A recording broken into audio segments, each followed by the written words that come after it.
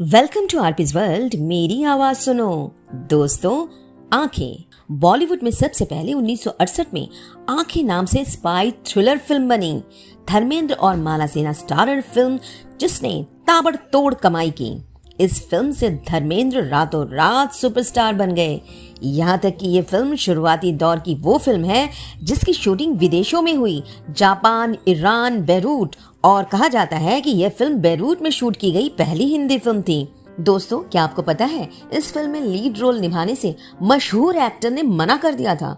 अरे यही नहीं, फिल्म के निर्देशक रामानंद सागर को ये कह दिया था ये रोल तो मेरा कुत्ता भी नहीं करेगा। कौन थे वो एक्टर जिसकी बेइज्जती ने रामानंद सागर को हिला कर रख दिया और एक ऐसी जासूसी फिल्म बनाई जो कि साल 1968 की सुपर डुपर हिट मूवी रही। और यही नहीं, रामानंद सागर ने अपना एकमात्र फिल्म फेयर सर्वश्रेष्ठ निर्देशक पुरस्कार भी जीता।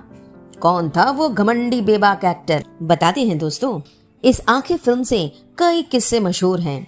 रामानंद सागर के बेटे प्रेम सागर की किताब से जो इन्फॉर्मेशन मिलती है उसी के तहत आंखें फिल्म की शूटिंग के एक सीक्वेंस में धर्मेंद्र पिंजड़े में बंद हैं और दूसरी तरफ है टाइगर। यहाँ टाइग्रेस उमा देवी को लिया गया था, लेकिन अचानक शूटिंग के दौरान टाइग्रेस गायब हो जाती है और घंटों ढूंढते रह जाते हैं क्रू मेंबर। कहाँ गायब हो गई थी टाइग्रेस, बताते हैं दोस्तों, एक और किस्सा मशहूर है। दोस्तों, कहा जाता है रामानंद सागर ने भगवान कृष्ण की ताकत को समझाने के लिए ऐसा सीन रचा कि देर तक ऑडियंस की तालियों की गड़गड़ाहट सुनाई देती रही सिनेमा हॉल में।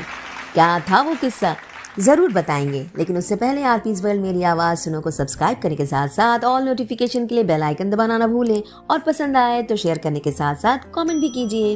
दोस्तों, आंखें फिल्म से ही मैन धर्मेंद्र की किस्मत चमक उठी और वो स्ट्रगलिंग एक्टर से सुपरस्टार बन गए। यूं तो अपनी दमदार एक्टिंग से कई स्टार्स ने दर्शकों के दिलों पर राज किया, लेकिन वो एक्टर जिसको आंखें फिल्म की कहानी पसंद नहीं आई तो अपने पालतू कुत्ते को आवाज लगाई। जैसे ही उनका पालतू कुत्ता वहां पहुंचा, उन्होंने पूछा, क्या तुम ये रोल करना चाहते हो? कुत्ते ने उनकी ओर देखा और गर्दन हिला दी।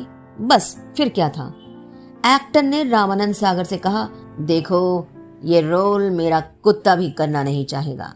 रामानंद सागर को बात इतनी बुरी लगी कि वो वहां से चले गए और कभी उस एक्टर के साथ काम नहीं किया। ये कोई और नहीं बल्कि ये एक्टर थे उस जमाने में अपनी खास मुकाम बनाने वाले एक्टर राजकुमार। कब कहां किसकी बेइज्जती कर देने में मशहूर थे और इस आदत के चलते उन्होंने अपने दोस्त रामानंद सागर को भी नहीं बख्शा।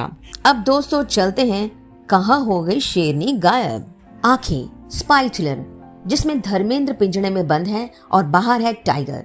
इस फिल्म में टाइग्रेस उमा देवी को लिया गया था और एक विशेष परफ्यूम के दौरान उमा देवी को कंट्रोल किया जाता था, लेकिन एक दिन अचानक कैमरे वाले पिंजरे से जंप कर दिया उमा देवी टाइग्रेस ने और गायब हो गई।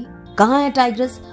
क्रू मेंबर ढूंढने लगे, ढूंढते रह गए, घंटों ढूंढते रह गए, लेकिन टाइग्रेस मिली नहीं। सब सोचने लगे कहीं बाहर तो नहीं चली गई, इसलिए स्टूडियो का गेट भी बंद कर दिया गया, लेकिन शेरनी का कोई अता पता नहीं।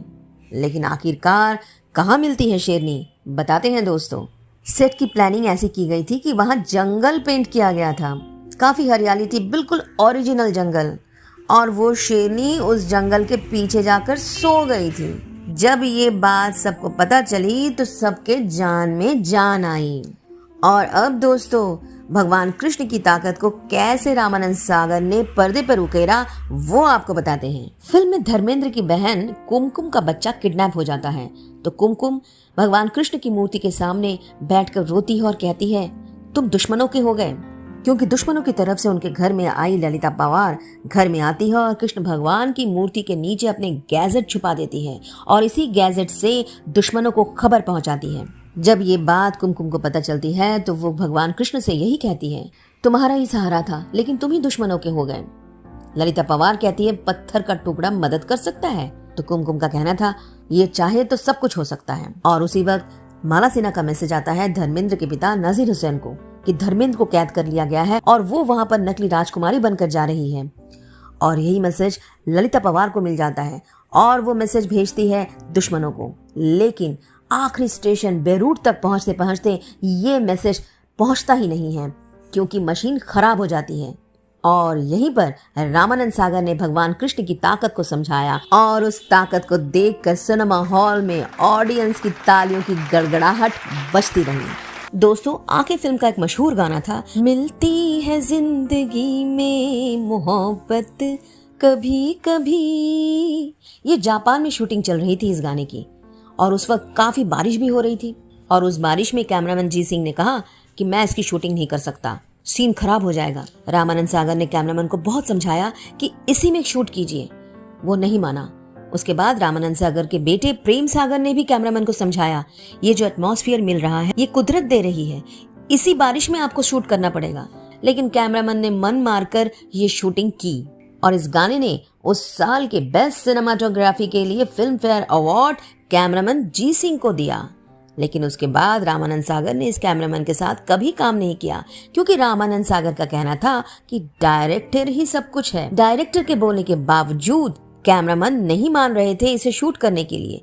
काफी मनाने के बाद कैमरामैन माने और आखिरकार ये कल्ट क्लासिक सॉन्ग शूट किया गया। मिलती है जिंदगी में मोहब्बत कभी कभी धर्मेंद्र और माला सिन्हा पर फिल्माया गया था ये गाना। फिल्म आंखें से बहुत सारे किस्से मशहूर हैं जो कि रामानंद सागर के बेटे प्रेम सागर ने अपनी किताब में लिखी है। दोस्तों, कैसा लगा आपको ये इन्फॉर्मेशन जरूर बताइएगा कमेंट करके। शुक्रिया आरपीज वर्ल्ड मेरी आवाज सुनने के लिए। और हाँ, भूल न जाना सब्सक्राइब करने के साथ साथ ऑल नोटिफिकेशन के लिए बेल आइकन जरूर दबाना।